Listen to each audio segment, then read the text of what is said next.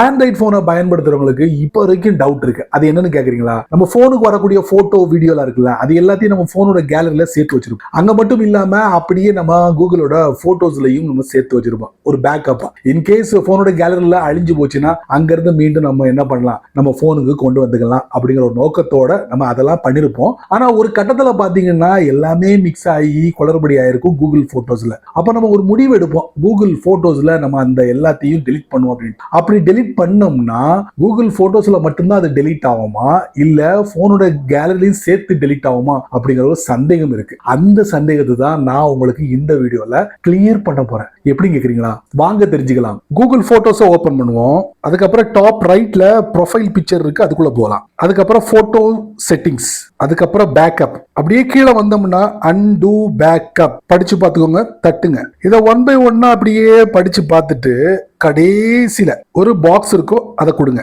கொடுத்துட்டு delete Google photos backup இதை கொடுத்தீங்கன்னா என்ன ஆகும் தெரியுமா?